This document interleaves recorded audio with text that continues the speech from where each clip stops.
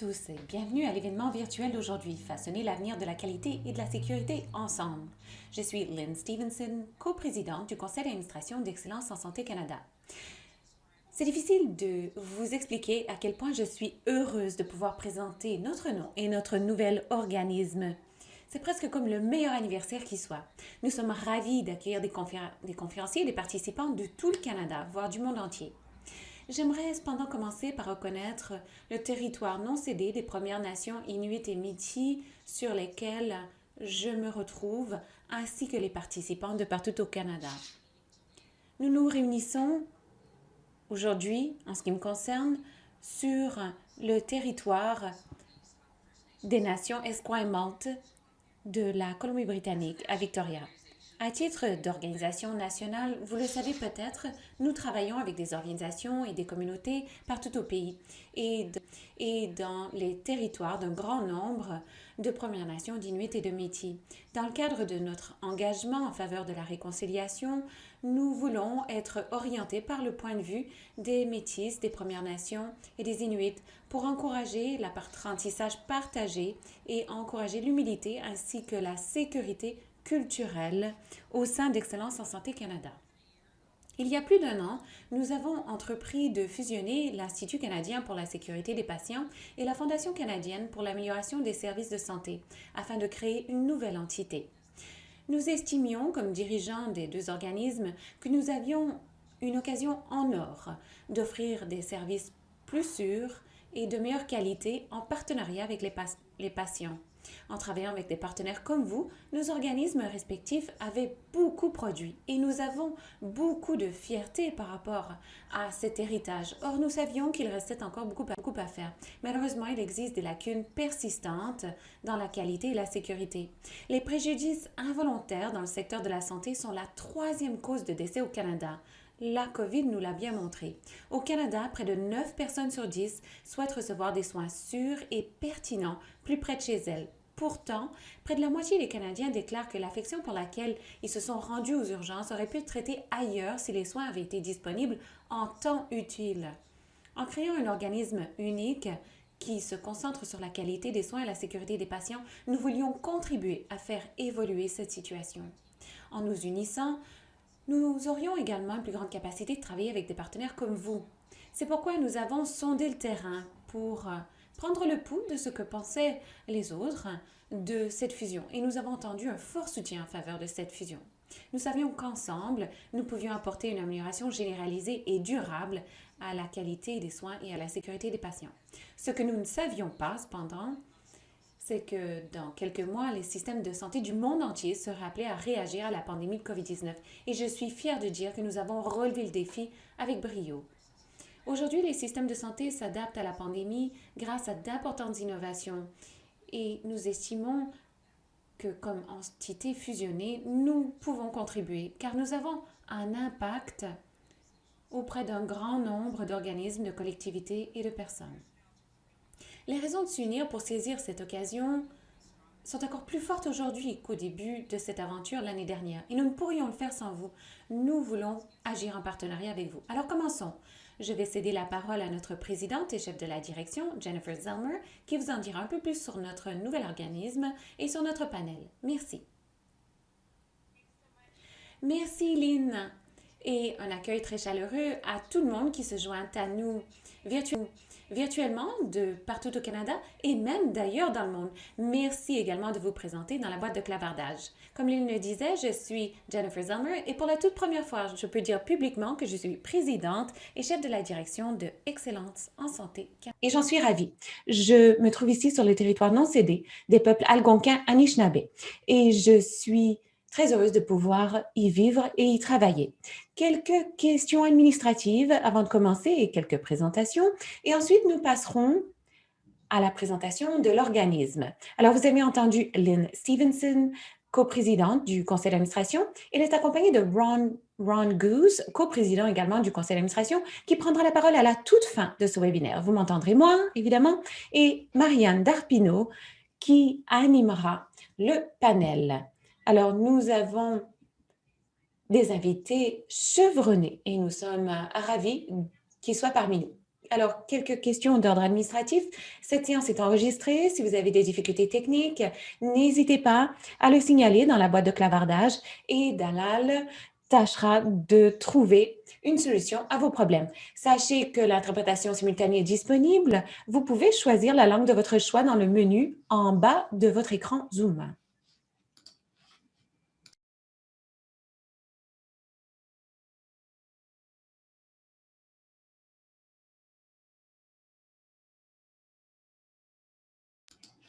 Je vous encourage également à tout moment de ce webinaire à saisir vos observations. Nous voulons que cette conversation soit inclusive. Alors, ce sera peut-être difficile de répondre à toutes les questions qui nous seront soumises. Cela dit, nous saisissons tout ce qui est inscrit dans la boîte de clavardage et nous allons l'inscrire dans notre conversation sur la stratégie qui est en cours actuellement.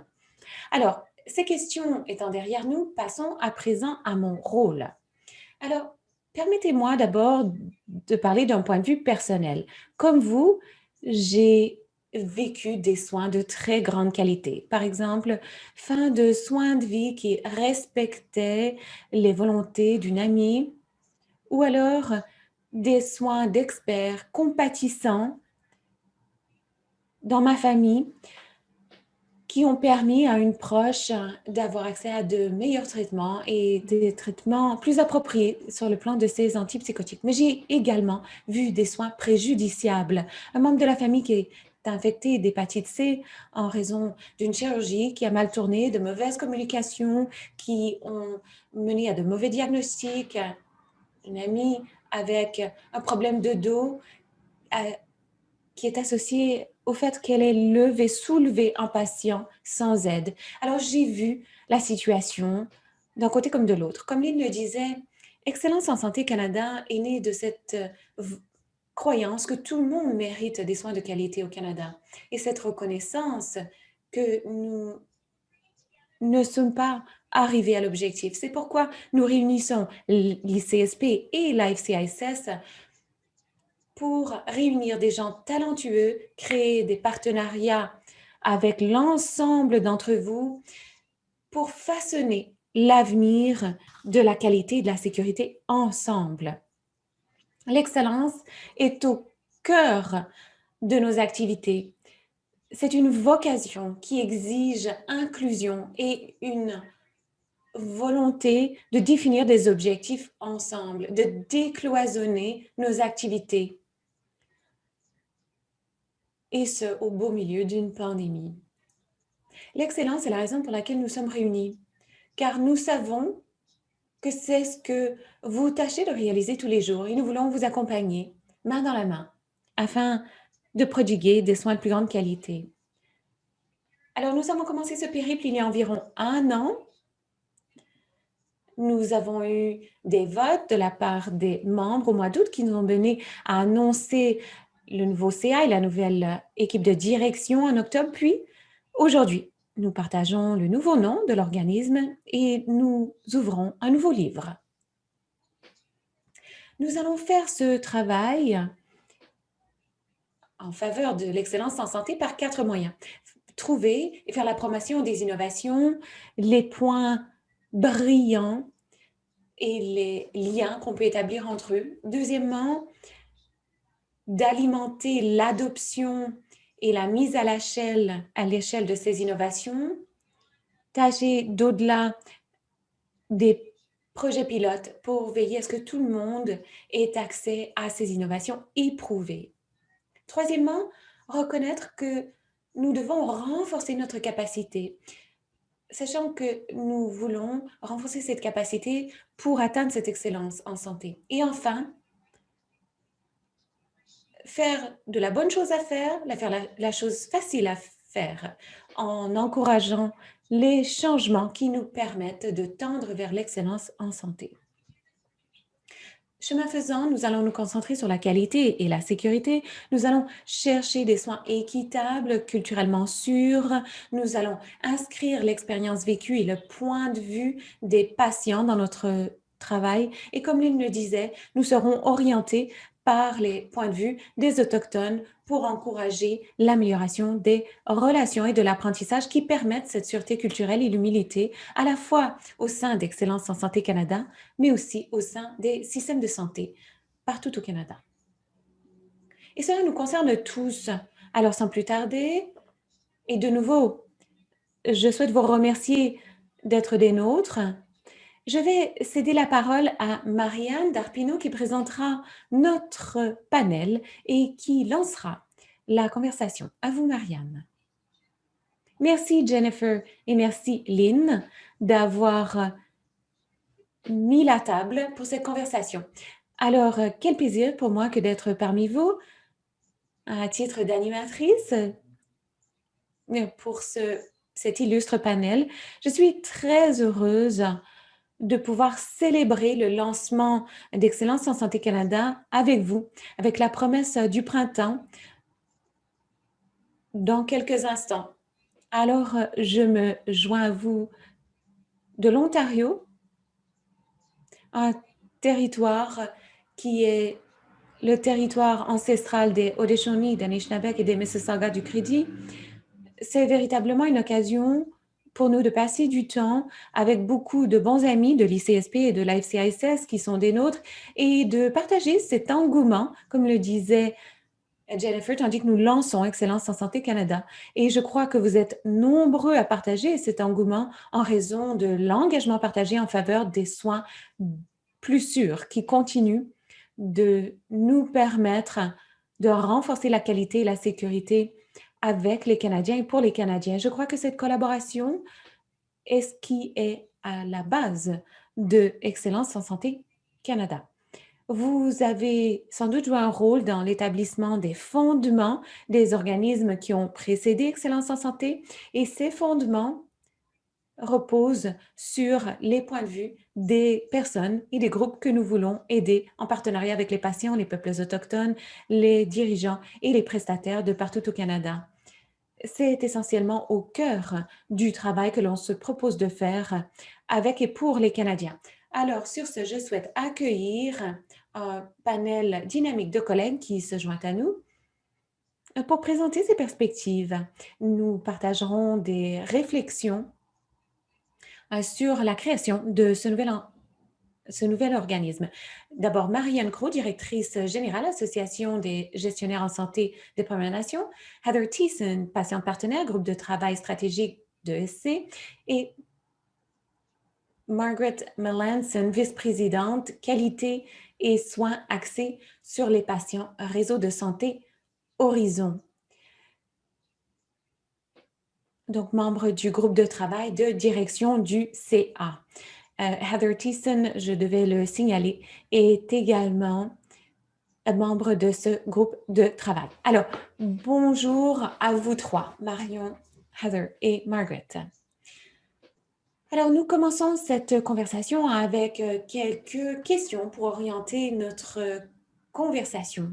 Alors, je me réjouis d'avoir cette conversation avec le panel et d'ailleurs, je vous exhorte tous à poser des questions aux panélistes ou alors à fournir vos réflexions concernant ces questions. Certains de mes collègues vous aideront à répondre également aux questions logistiques dans la boîte de clavardage. Alors, nous entendrons notre panel d'experts et ensuite, on vous cédera la parole.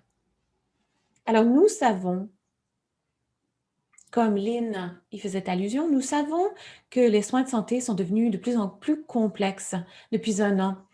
Conséquemment, nous avons des enjeux touchant la qualité et la sécurité. Alors, Marion, j'aimerais vous céder la parole d'abord pour que vous nous disiez quelques mots sur les enjeux de santé dont il faut être conscient tandis qu'on se tourne 3 à 5 ans vers l'avenir. Merci, Marianne. Alors, je suis, moi, sur le territoire non cédé du peuple algonquin d'Ottawa et c'est un privilège immense pour moi que d'être parmi vous et pour partager la célébration de ce jalon formidable pour l'excellence en santé au Canada. Alors, je voulais simplement vous féliciter pour ce jalon. Et j'ai vu quelqu'un boîte de clavardage qui provient du traité 4. Moi-même, je suis fière membre des Premières Nations du traité 4, juste à l'extérieur de Regina, en Saskatchewan. Et donc, je suis ravie de voir que quelqu'un parle du traité 4 car c'est chez moi. Alors, quand je pense à ce qui nous réunit, je veux signaler que nous sommes partenaires avec les anciennes organisations FCICS et ICSP. Ce partenariat se poursuivra dans l'avenir. Je respecte et vous félicite d'ailleurs d'avoir toujours été accueillant par rapport aux valeurs des peuples autochtones et d'avoir accepté nos considérations dans le cadre de vos conversations. Certaines choses qui me viennent à l'esprit et qui viennent à l'esprit de beaucoup d'entre nous, évidemment, la pandémie. La pandémie a vraiment amplifié les populations mal servies. Et lorsqu'on regarde les déterminants sociaux de la santé qui font éclater au grand jour ce qui se passe dans les communautés dans cette pandémie sur le plan historique, donc la colonisation et les aspects traditionnels de notre vie qui ont été étouffés. Alors, je souhaite reconnaître les préjudices vécus par les personnes autochtones en raison de la pandémie. Vous savez, quand je me projette 3 à 5 ans dans l'avenir, je ne saurais vous dire à quel point je suis heureuse de faire partie d'un groupe, d'un organisme qui a autant de crédibilité. Imaginez si on mettait en œuvre le principe de Joyce, si les principes 8 à 24 de la Commission de vérité et de réconciliation étaient véritablement intégrés à nos organismes de santé, le principe de Jordan également. Quel que soit l'endroit où vous vous trouviez, il est important que nous ayons tous un accès égal à des soins de santé qui sont dispensés avec une sensibilité culturelle. C'est la vision que j'ai pour les 3 à 5 prochaines années. Et je me tourne vers Excellence en Santé Canada pour partager mon engouement. Merci infiniment, Marion, pour ce point de vue. Heather, je vous cède le parquet virtuel pour que vous nous disiez ce que vous pensez des enjeux qu'on doit envisager, pour lesquels on doit se préparer. Merci, Marianne, à Jennifer et à tout le monde. Bonjour ou bon après-midi, ça dépend où vous vous trouvez. Et j'aimerais dire que moi, je me trouve sur le territoire traité 6, donc territoire des Métis, ici à Saskatoon. Je suis vraiment emballée de faire partie de ce panel. Et je trouve difficile d'ailleurs de suivre Marion car elle a prononcé des paroles percutantes qui me rejoignent beaucoup. Or, si je devais penser aux enjeux sanitaires qui me viennent le plus à l'esprit, tandis que je me tourne vers les 3 à 5 prochaines années, évidemment, je pense aux soins de longue durée, à la santé mentale et l'accès aux soins, qui sont des enjeux problématiques depuis de longues années. En raison de la COVID-19, les lacunes ont été exposées et je crois que nous devons à présent nous y atteler. Nous avons des patients, des familles, des prestataires de soins passionnés qui veulent travailler ensemble et qui veulent faire une différence car nos aînés méritent beaucoup mieux. Et si l'on souhaite véritablement créer quelque chose de formidable, ils doivent faire partie de nos travaux, que ce soit en santé mentale, en soins de longue durée ou alors aux personnes qui ont du mal à accéder aux soins. Je pense aussi aux prestataires de soins de santé. J'ai beaucoup peur pour eux car ils ont travaillé sans arrêt depuis 1 an pour s'occuper de nous. Et comme patiente, je dois vous dire, toutes les semaines, je reçois un traitement à l'hôpital et je regarde mes prestataires de soins et je me demande comment ils se portent, comment ils poursuivent. Je sais qu'ils souffrent. Il faut réfléchir à eux et voir comment on peut garantir que leurs besoins soient pris en charge également. Et nous pouvons y arriver ensemble. Et enfin, il s'agit, je crois, pour nous, de voir comment créer un partenariat plus serré avec les patients et leurs familles et les personnes les plus vulnérables, les personnes qui craignent le plus de s'exprimer. Comment être innovant, créatif et travailler ensemble pour garantir qu'il existe d'excellents soins de santé pour tous les Canadiens.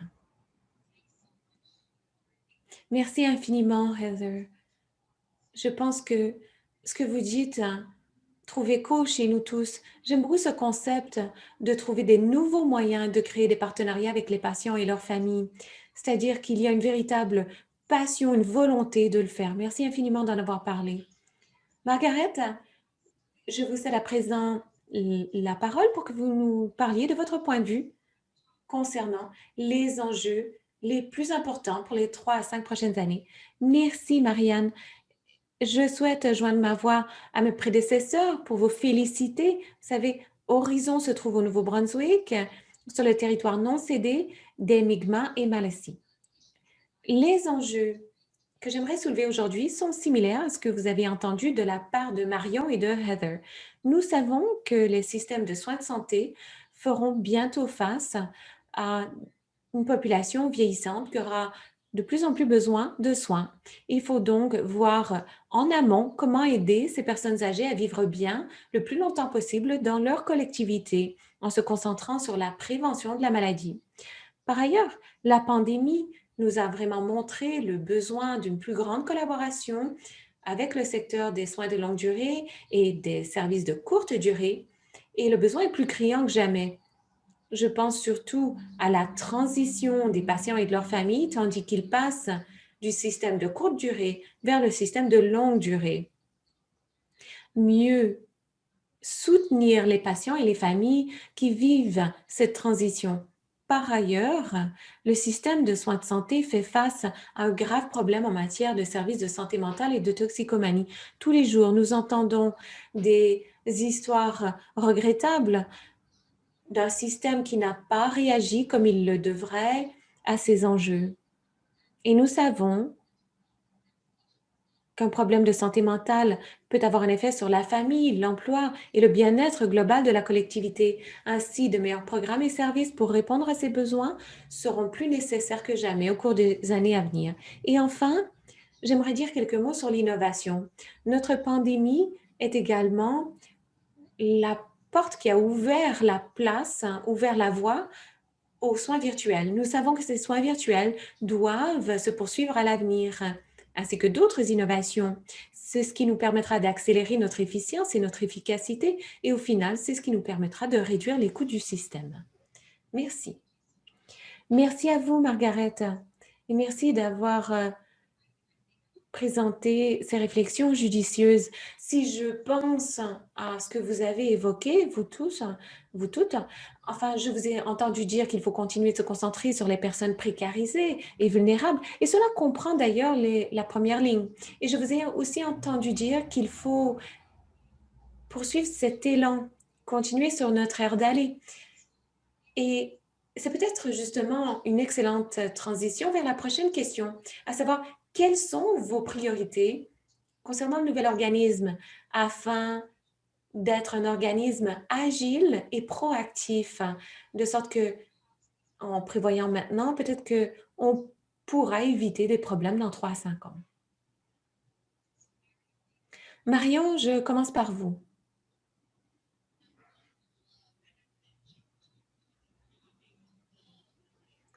Je vais un peu répondre à une autre question, mais j'aime beaucoup l'engagement des 2 organismes qui se sont maintenant fusionnés en Excellence en Santé Canada. J'aime beaucoup cet engagement, dis-je, par rapport aux peuples autochtones. Et je pense surtout à la capacité interne et les ressources qui ont été déployées pour que ces organismes offrent des services qui sont culturellement sensibles et compétents et qui font preuve d'humilité, qui font un travail d'introspection, qui investissent dans la formation auprès du personnel pour continuer de respecter cette philosophie. Et j'aime beaucoup l'engagement fait avec des organismes partenaires. Vous savez, ensemble, on est beaucoup plus efficace. Et c'est une chose que je valorise énormément. C'est pourquoi j'espère que Excellence en santé Canada continuera de diffuser et de collaborer au service de toutes ces pratiques prometteuses qui se produisent dans le système de soins de santé. Alors, à mon avis, vous êtes un pilier, un phare de partage de l'information. C'est ce qui nous permettra d'apprendre des autres, de personnes qui font un travail formidable dans le domaine. Alors, merci, Marianne. Merci à vous, Marion. Écoutez, c'est un secret de Polichinelle qu'on travaille très étroitement avec vous et beaucoup d'organismes autochtones pour obtenir vos précieux conseils qui nous ont menés vers ce jalon historique. Alors, merci à vous. Je crois que cette valeur a été créée au fil de nombreuses années. Sur ce, je cède la parole à Heather pour qu'elle réponde à la même question. De son point de vue, quelles sont vos priorités concernant le nouvel organisme? Bon, vous savez peut-être que les patients et la famille sont ma passion, surtout leur centralité au sein de tous les organismes du Canada. Alors, ce que je constate à partir de l'excellent travail fait par l'Institut canadien de la santé des patients, où vous avez créé des partenariats avec les patients et les familles qui ont subi un préjudice et à présent avec la Fondation canadienne pour l'amélioration des services de santé. C'est d'ailleurs, je dois dire, la FCASS, le premier organisme avec lequel j'ai travaillé en partenariat. Alors, c'est quelque chose qui m'est très cher. Ainsi, je pense qu'il est important de tirer parti de l'expérience des deux organismes et de les conjuguer dans Excellence en santé Canada pour être encore plus innovants. Que ce soit du conseil d'administration jusqu'à ceux qui s'occupent de l'amélioration de la qualité sur le terrain. Il faut réfléchir de manière innovante car il faut impérativement faire mieux. Il faut impérativement faire entendre ces voix des personnes vulnérables. Je vais le répéter, car ces personnes sont laissées pour compte. Il faut trouver un moyen innovant et ça peut signifier aller les trouver là où ils sont, c'est-à-dire que beaucoup de personnes autochtones et métis ont beaucoup souffert aux mains du système de santé et il faut être conscient de ce fait, trouver des moyens de garantir que leur voix se fasse entendre d'une manière respectueuse et sécuritaire pour eux. Vous savez, je me pose la question, comment peut-on créer Excellence en santé Canada sans ces voix? C'est mon défi. Et vous savez, c'est un véritable privilège pour moi de faire ce périple avec vous. Et je sais qu'il y a beaucoup de patients et de familles au Canada qui sont tout aussi emballés et qui cherchent à travailler avec vous. Donc, vous aurez certainement à déployer une formation. Et donc, je me ferai l'écho de Marion. Il faut être sensible sur le plan culturel. Même les patients et leurs familles ont besoin de cette formation et c'est ce à quoi on pourra travailler ensemble. Merci, merci Heather. Nous sommes très fiers aussi de pouvoir travailler avec vous. Alors, je pense que ce que vous dites, c'est qu'il faut renforcer la capacité de participation du patient et de sa famille au sein des groupes et un grand nombre de ces groupes cibles qui peuvent faire évoluer le système. Alors, merci. Margaret, à présent, je vous cède la parole. Merci beaucoup. Alors, pour faire fond sur ce que mes collègues ont dit, je crois fermement qu'une des priorités pour Excellence en santé Canada doit être l'expérience du patient. Nous savons, d'après des rapports statistiques qui ont été publiés, qu'il ne semble pas y avoir une seule autorité sanitaire au Canada qui puisse se targuer d'offrir des soins exceptionnels. Ainsi, nous savons que nous devons continuer à travailler pour améliorer la communication et les pratiques dans l'ensemble de nos organismes pour non seulement offrir des soins de grande qualité, mais également une excellente expérience de soins. Et je crois que nous devons tous nous engager au service de cet objectif. Deuxièmement, comme le disait Jennifer un peu plus tôt dans ses remarques liminaires, nous savons que dans la majorité des cas, les soins de santé au Canada sont sécuritaires. Cependant, nous savons qu'il continue d'exister des risques dans nos systèmes de santé en dépit des efforts de dizaines de milliers de professionnels de la santé. Une visite sur 18 à l'hôpital se solde par un préjudice évitable. Ainsi, notre système de soins de santé doit continuer de travailler à l'atténuation des risques pour renforcer la sécurité des patients et ce sur tous les plans. Et enfin, je dirais que Excellence en santé Canada peut également offrir un leadership en matière de prestation de soins en dehors des murs des hôpitaux. Nous savons que la majorité des soins sont prodigués en soins primaires et dans les communautés. Ainsi, la qualité et la sécurité doivent transcender les murs des hôpitaux et être acceptées par les soins de proximité avec une plus grande continuité. Merci infiniment, Margaret. J'aime beaucoup ce que vous avez dit, à savoir que l'on doit transformer le système de santé au-delà des murs des hôpitaux. Merci. Alors, peut-être que c'est l'éternel optimiste en moi, mais j'aime beaucoup cette question qui est la suivante. En fait, si vous aviez une baguette magique, que ferait ce nouvel organisme? Alors, que souhaitez-vous que l'organisme puisse tout particulièrement réaliser? Marion, eh bien, ma baguette magique rejoint un peu ma première observation, à savoir que Excellence en santé Canada continuera de défendre les principes et les appels à l'action et que l'on travaille avec les gens en dehors des structures hospitalières. Imaginez pénétrer dans un hôpital et être accueilli.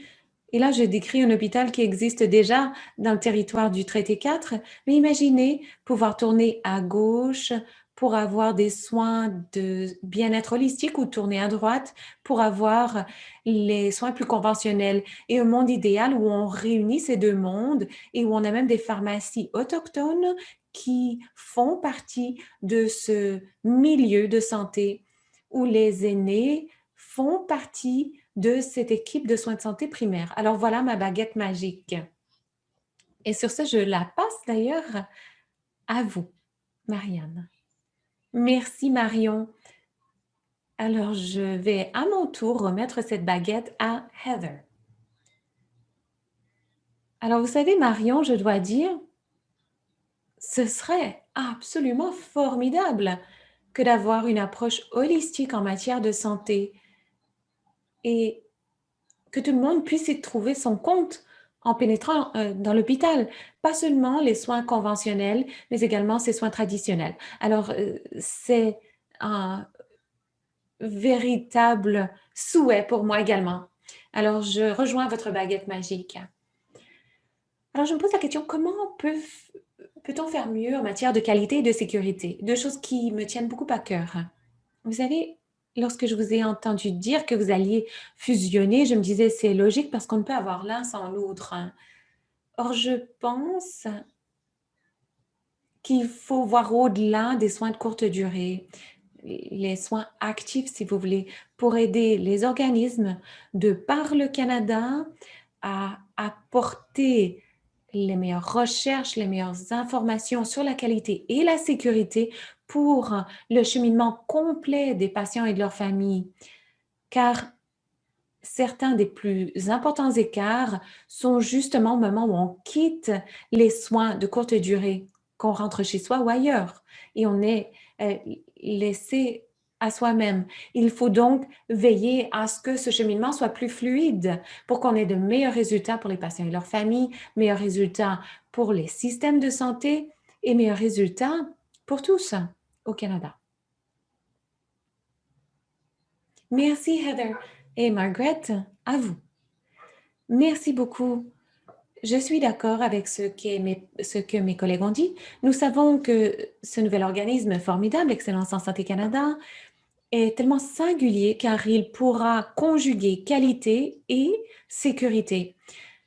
Cette fusion permettra à Excellence en Santé Canada de devenir le catalyseur vers l'intégration de ces deux principes, la qualité et la sécurité, dans le tissu de la pratique concrète, quotidienne du système de soins de santé sur la première ligne. Et je pense que cette nouvelle entité pourra contribuer à la formation, au programme et aux pratiques afin d'inscrire ces principes dans la pratique quotidienne de ceux qui prodiguent les soins pour continuer de faire évoluer ces valeurs, qu'elles passent du mode conceptuel à la pratique. Nous savons que cela doit se faire par quiconque interagit avec les patients pour que ce soit véritablement une pratique pérenne dans tous les domaines du secteur de soins de santé. Nous savons qu'un excellent travail peut être fait en matière de formation et d'évaluation, à savoir quels sont nos résultats de l'aide avec les programmes et les services qui soient possibles sur la première ligne. C'est une autre chose qui, je l'espère, fera partie des projets de ce nouvel organisme. Merci, Margaret. Alors, je pense que je peux parler au nom de nous tous en disant que nous espérons effectivement que cette magie verra le jour. Merci beaucoup d'avoir évoqué les possibilités et les défis qui nous attendent. Alors, tandis que je passe à notre dernière question, étant donné que chacune d'entre vous a travaillé très étroitement à la fois avec les CSP et la FCASS au fil des ans, peut-être pouvez-vous nous dire une chose qui, à votre avis, se poursuivra, quelque chose qu'il ne faut pas perdre dans la fusion. Je commence par vous, Marion. Alors, pour moi, c'est assez simple. J'ai travaillé à la fois avec la FCISS et les CSP et je dirais que ça a été un véritable plaisir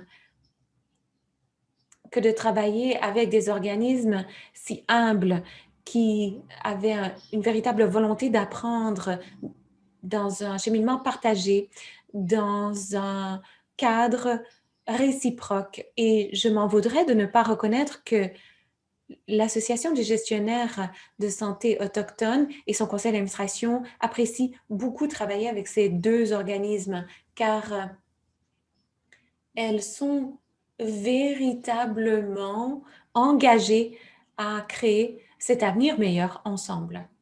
Merci Marion. Très bien dit. Heather, à vous. Alors, j'étais un peu triste lorsqu'on a d'abord annoncé la fusion, puis ensuite je me suis dit, non, non, il faut être emballé, car au final, et je ne veux pas perdre les excellents partenariats qui ont été tissés au fil du temps avec d'autres organismes, qu'il s'agisse d'Agrément Canada, des organismes de normes dans toutes les provinces. Ces partenariats sont très importants et il faut faire encore davantage de travail à cet égard.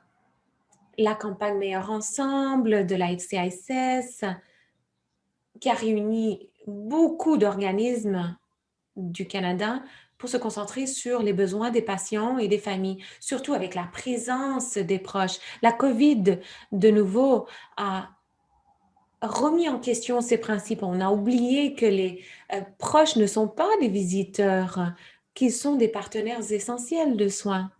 Et il faut changer cela, changer à la lumière de ce que nous avons appris.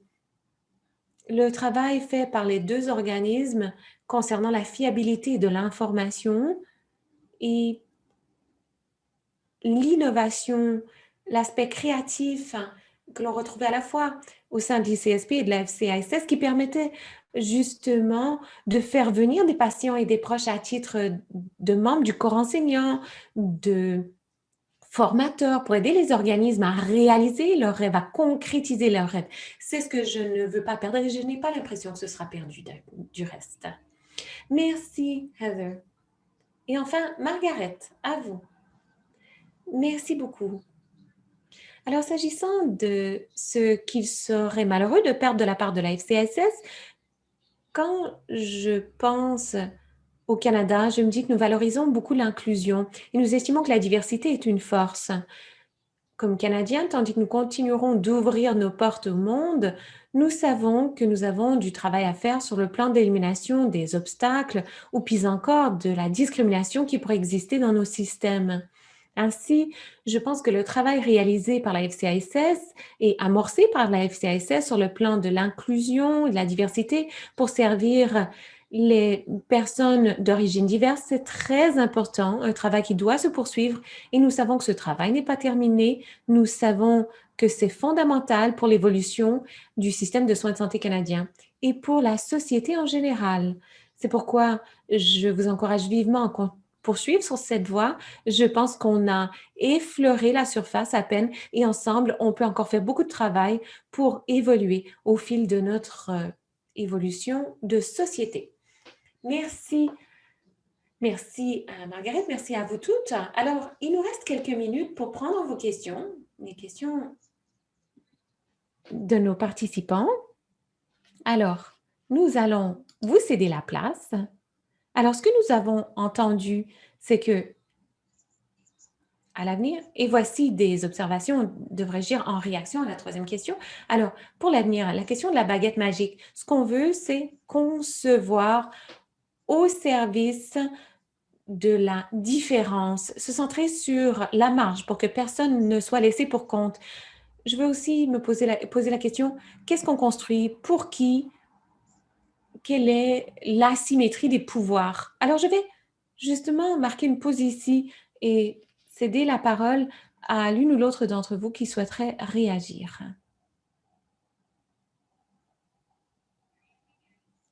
Je vais commencer, si vous voulez, parce que je suis ce qui se passe dans la boîte de clavardage également. Et il y a un dialogue très intéressant dans cette boîte. Peut-être qu'on pourrait un peu affiner ces baguettes magiques. Il y a eu beaucoup de questions, beaucoup de soutien d'ailleurs pour vous toutes et vos baguettes magiques. Alors, il y a beaucoup de questions et d'observations concernant les besoins des adultes âgés, à la fois leurs besoins en matière de soins, mais également comment veiller à ce qu'ils participent activement à leurs soins, comment entendre leur voix dans la poursuite de l'excellence collective et la diversité également, la diversité de cette voix. Alors, Margaret, je commence par vous. Je sais que votre organisme dessert des gens tout au long de la vie. Alors, à votre avis, comment peut-on affiner cette baguette magique dans le contexte des soins aux personnes âgées? Merci. Alors, je pense que nos organismes doivent avoir des programmes concrets mis en place avec une excellente contribution de la part de groupes de discussion, dont des personnes âgées, pour comprendre quels sont leurs besoins lorsqu'ils font partie du système et aussi lorsqu'ils sont en transition du système vers la collectivité ou alors vers les soins de longue durée. Nous savons qu'il existe des écarts sur le plan de des renseignements au moment du congé hospitalier. Il y a aussi des écarts sur le plan de la compréhension des médicaments et ça peut être très risqué sur le plan du potentiel de réadmission. Ainsi, je pense que nous devons écouter nos personnes âgées, comprendre leurs besoins et pour avoir des programmes efficaces, il faut bien les planifier et il faut également veiller à ce qu'ils soient évalués et offerts de manière intentionnelle. Allez-y. Oui, tout à fait. Je veux intervenir car, vous savez, Margaret, Jennifer, je pense à ma belle-mère. Ma belle-mère a 95 ans et elle vit dans un établissement de soins de longue durée.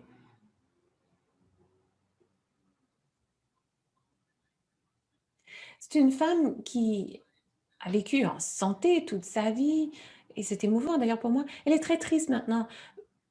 Pour la première fois, elle a 95 ans, je le répète, il a fallu lui prescrire des antipsychotiques ou des antidépresseurs plutôt parce qu'elle est désespérée de ne pouvoir voir sa famille, de ne pouvoir faire ce qu'elle fait normalement. Et elle m'a dit, savez, Heather, personne ne m'a jamais demandé ce que je voulais moi. Et je me suis dit, il faut faire mieux. Et quand je dis qu'il faut être créatif, je dis qu'il faut poser la question aux gens comme ma belle-mère. Il faut leur poser la question, que voulez-vous? Parce qu'elle m'a dit, si quelqu'un me posait la question, je pense que j'aurais choisi une autre méthode. Je sais qu'on doit maintenir la sécurité, mais elle m'a dit, j'ai eu une bonne vie. Je veux voir ma famille. Je veux les étreindre et leur dire que je les aime. Et je pense qu'on ne peut pas perdre de vue que nous devons demeurer sensibles. Merci, Heather. Effectivement, c'est très important. C'est très important de toujours écouter notre cœur aussi. Marion, je crois que vous aviez quelque chose à dire. Eh bien, Jennifer, pour rebondir sur ce que disait Heather, vous savez, la santé, c'est une question d'empathie. Ça doit être une question d'empathie, de compassion.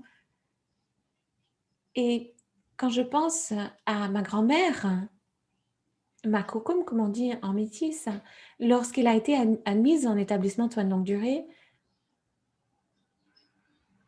il y avait une absence de sensibilité culturelle dans ses soins. Je me rappelle, bon, elle était atteinte de démence et elle se cachait.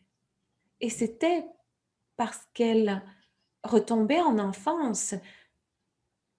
À l'époque, elle se cachait des robes noires qui voulaient la happer et l'emmener dans un pensionnat. Et d'ailleurs, je porte son nom. Alors, je me dis, il faut rendre le honneur aux personnes qui le méritent. C'est une valeur autochtone et c'est une valeur d'ailleurs partagée pour un grand nombre de cultures, c'est-à-dire de prodiguer des soins avec compassion pour toutes les personnes âgées et leur donner vraiment le meilleur de nous-mêmes tous les jours pour les remercier de ce qu'ils ont fait pour nous et les 7 générations qui nous suivront. Je vais intervenir très rapidement. Marion, je me dis, il faut passer de quel est votre problème à plutôt qu'est-ce qui vous importe. Si on commence à poser cette question, on aura droit à beaucoup d'innovation, on verra des soins plus compatissants, plus innovants.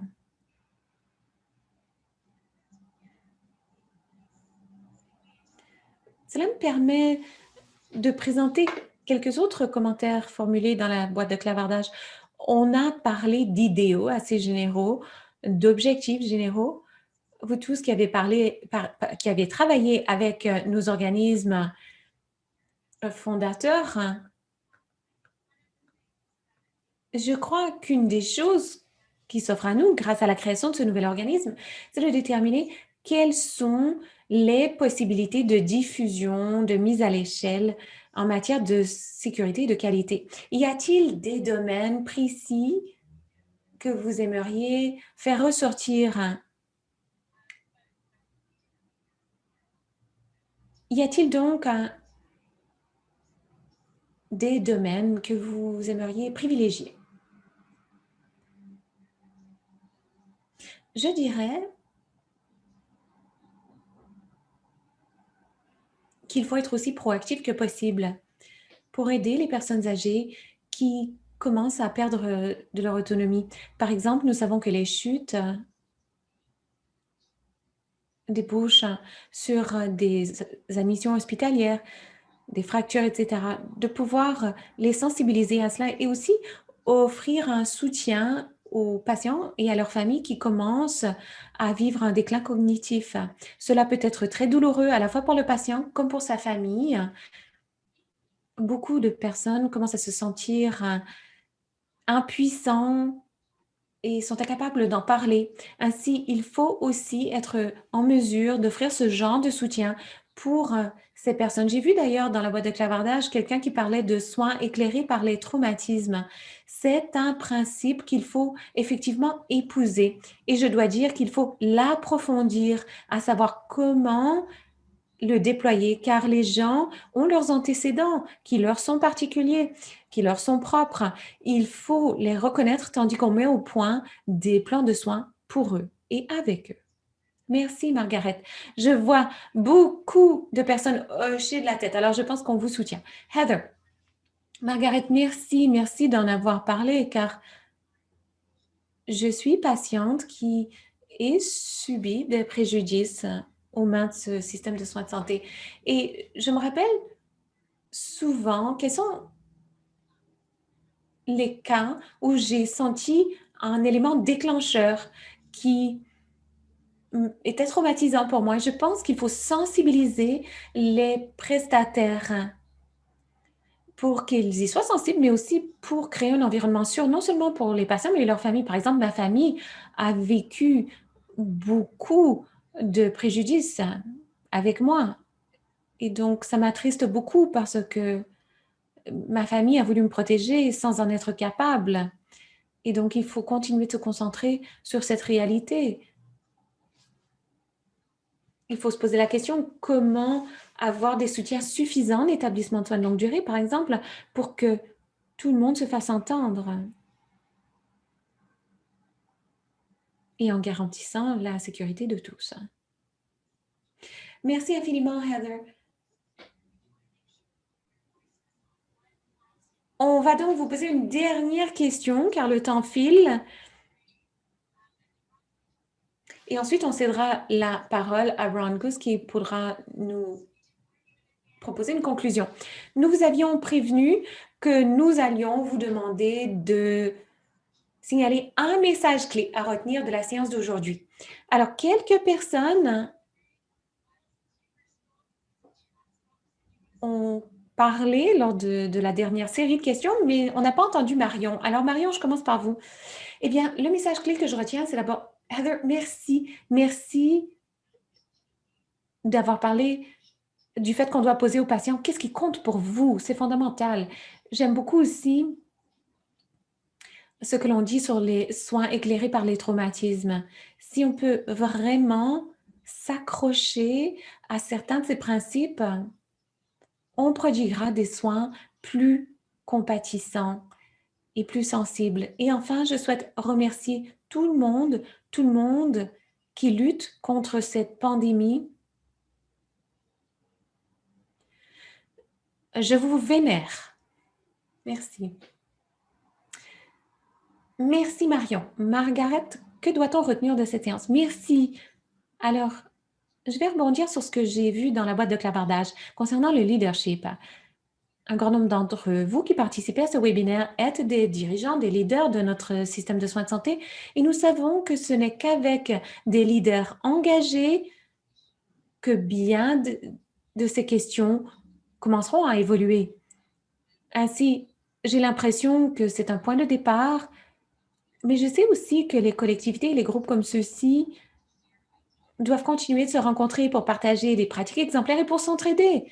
C'est également important car un grand nombre d'entre nous, de par ce pays, sommes sur ce même périple et avec ce soutien, on pourra faire de grands progrès. Merci.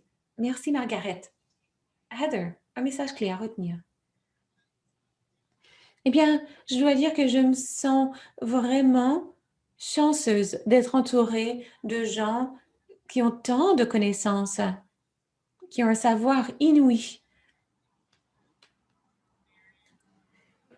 Marion a présenté beaucoup des enjeux auxquels on est confronté et qu'on a du mal à appréhender.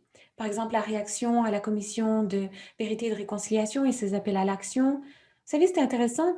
Au conseil consultatif provincial auquel je participe, j'ai fait la reconnaissance du territoire et ensuite, on m'a demandé qu'est-ce que ça signifie pour vous, Heather?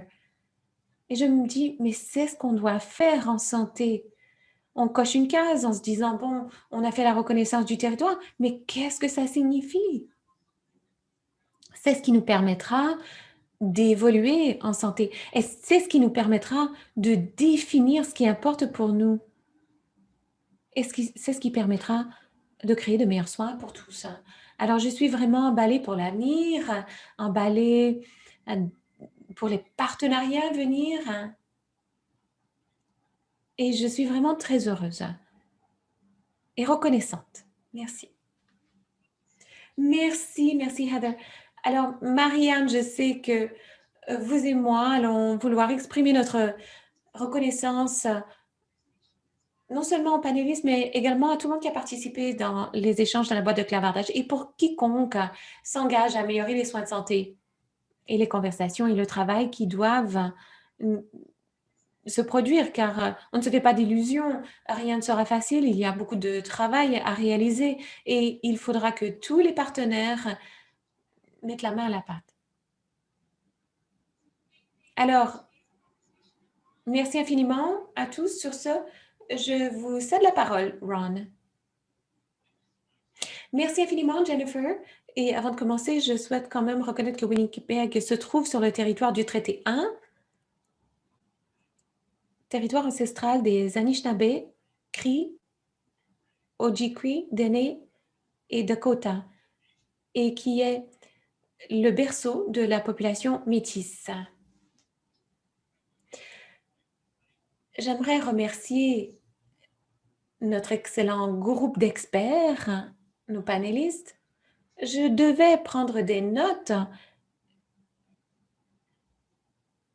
mais j'ai tellement noté ce que disaient nos panélistes que je ne m'y retrouve plus. Cela dit, je retiens les recommandations 8 à 24 de la Commission de vérité réconciliation et la valeur des partenariats. Et non seulement ça, mais le leadership des patients avec lesquels on travaille et les défis des transitions dans notre système de soins de santé. Alors, merci d'avoir partagé cela ainsi que vos autres priorités et d'avoir expliqué comment Excellence en Santé Canada peut vous aider dans vos travaux. Nous recueillerons les commentaires de ce groupe d'experts ainsi que les judicieuses réflexions que vous avez partagées dans la boîte de clavardage pour éclairer la nouvelle stratégie d'Excellence en Santé Canada qui est en cours de développement. Nous avons entendu vos voix aujourd'hui. Ne craignez rien. Tout cela est consigné. Nous nous réjouissons de poursuivre ces conversations avec vous tous, ainsi que d'autres personnes qui partagent notre engagement en faveur de l'excellence des services de santé, tandis que nous élaborons cette nouvelle stratégie. Un travail en cours qui sera achevé dans le courant de l'année. Dans l'intérim, de nombreux programmes connus et importants de l'ICSP et de la FCISS, les deux organismes fondateurs, se poursuivront en 2021 et en 2022 à mesure que de nouveaux programmes sont mis en place. Ces anciens programmes et leurs résultats ne seront pas perdus. Vous reconnaîtrez le même engagement de la part d'Excellence en Santé Canada au service du partenariat avec les patients, leurs familles et leurs proches aidants, en mettant encore davantage l'accent sur l'équité et l'inclusion et une approche plus intégrée et audacieuse pour améliorer la qualité et la sécurité des patients au Canada. Or, nous n'y parviendrons pas seuls. Ensemble, l'ICSP et la FCSS a réuni des centaines d'équipes et des milliers de personnes de partout au Canada, représentant chaque province, chaque territoire, pour faire avancer la cause de la sécurité des patients et de la qualité des soins de santé. En dépit de ces efforts, même avant la pandémie, des soins sécuritaires et de grande qualité n'était pas une réalité garantie à tous au Canada. Et la COVID-19 a fait éclater au grand jour des lacunes importantes en matière de soins, de sécurité et d'équité. L'ampleur de nos solutions doit correspondre à l'ampleur des défis auxquels sont confrontés les systèmes de santé du Canada. C'est pourquoi nous avons collaboré avec Santé Canada et consulté nos parties prenantes pour former Excellence en Santé Canada. Et c'est la raison pour laquelle nous avons besoin de vous. Joignez-vous à l'une de nos possibilités actuelles comme soins de longue durée plus, SLD+, ou les résidences pour personnes âgées et les établissements de soins de longue durée peuvent accéder à un financement et à d'autres ressources pour soutenir leur riposte à la COVID-19.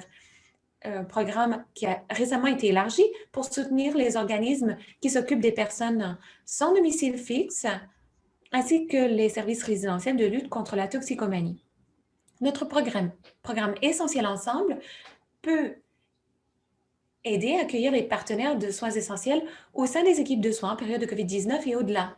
Des ressources et un encadrement sont disponibles par l'entremise de ce programme. Et toutes les ressources visant à soutenir les soins virtuels sécuritaires pendant la Semaine nationale de la sécurité des patients sont également accessibles sur notre site web, le site web Excellence en santé Canada. Alors, à quoi ressemble l'excellence en soins de santé pour vous? Alors, partagez vos réflexions avec nous à communication@hec-esc.ca. Alors, je le répète, communication@hec-esc.ca. Consultez notre site web à l'adresse excellencesanté.ca où vous pouvez vous inscrire à notre bulletin d'information. Vous pouvez nous suivre également dans les médias sociaux. Continuons cette importante conversation. Nous avons besoin de vous pour façonner l'avenir de la qualité et de la sécurité ensemble, car tout le monde au Canada mérite d'excellents soins de santé. Ensemble, nous pouvons améliorer de façon généralisée et durable la sécurité des patients et toutes les dimensions de l'excellence des soins de santé. Je conclurai ce webinaire d'introduction en disant que cette conversation se poursuivra.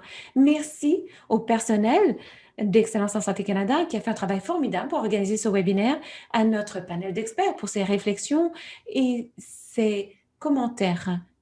Merci à tous ceux qui ont partagé leurs réflexions dans la boîte de clavardage. Merci à vous tous et miigwech. Merci et au revoir.